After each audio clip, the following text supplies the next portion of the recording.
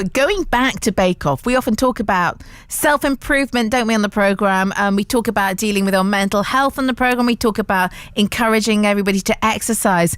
And then, you know how much I like the organisational tips as well. All of those things that we do are part of a learning process, okay? And I like that. But wait for this. What if I were to say to you that behavioural experts think that our resilience is boosted by watching telly and by watching Bake Off? I know. Can our resilience actually be boosted by watching Bake Off? It seems quite weird because, you know, Bake Off is kind, it's entertaining, but there's a lot more between the layers of sponge cake. And Dr. Rachael Molitor, a behavioural psychologist and lecturer at Coventry University, has been telling me all about it. So I think Bake Off is an exceptional programme. It kind of has that lightheartedness about the understanding of escapism. We get to just enjoy what we're watching on TV. We got to see the trials and tribulations, the humour. It is a lighter-hearted reality TV programme. So I know there are other ones out there that may have issues and they may have stressful situations and they may also be edited to show us such. But when it comes to the Great British Bake Off, we can see this amazing nostalgic understanding of how we bake, starting from scratch, learning things new, and just having that escapism, getting to just take time out each week just to be able to enjoy, laugh along with them or at them or however the show is edited, just to be able to give us a bit of positivity. In the world we are currently living in at the moment, there are always different things. There are always negative sort of connotations in the news at the moment, and actually the Bake Off gives us that positivity to go, do you know what, it's all just a little bit of fun, and it gives us that sort of step back from reality on occasions. The weird thing I find is that if you described Bake Off to somebody who didn't know it, okay, and you said, oh, well, you've got 12 bakers and they're just kind of doing different types of bakes on a weekly basis, you'd kind of think it was going to be in the schedules at 4:30 in the afternoon, you know, snuck away, you know, like with the Antiques Road Trip or something like that, you know, where Ready, Steady, Cook used to sit. You wouldn't expect it to be on prime time with such a massive audience.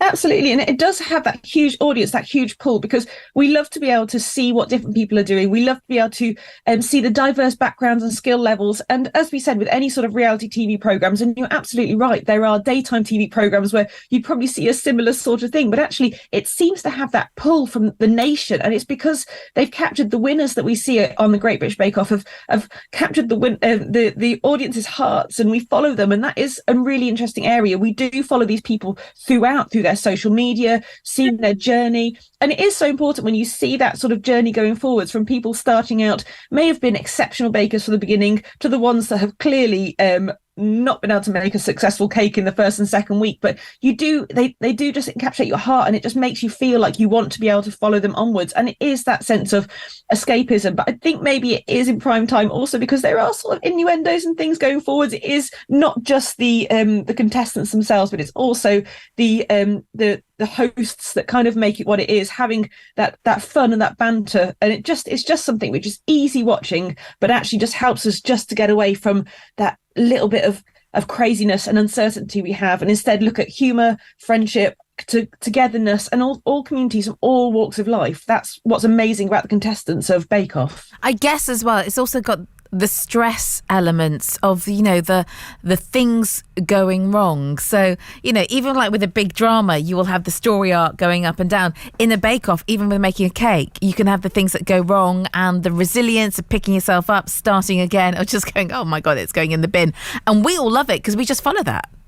We do. And also it's quite nice as sort of social comparison as well. So sometimes we have things that maybe don't go right in our life and we think, how on earth can we ever handle this? But actually, in a very light-hearted way, and when it comes to baking a cake, similar to when we watch other sort of shows about baking or cooking or anything, then they have successful people. They have people who are maybe not as successful that week and it's all gone a little bit wrong. But actually, we compare ourselves with this. So when viewers sort of witness how contestants then handle this stress and handle the situation, whether they just, as you said, throw it in the bin and just go never mind, or they try and come back with a little bit of understanding. So there is that humour, there is that psychological resilience as well. So viewers, when watching it, can actually start to compare with themselves and think, in that given situation, yes, a cake in Bake Off, but metaphorically as well in life, when we have these stresses and these challenges and these pressures in our life, watching how people may deal with this stress and also be able to develop a sense of resilience, physical and psychological resilience, to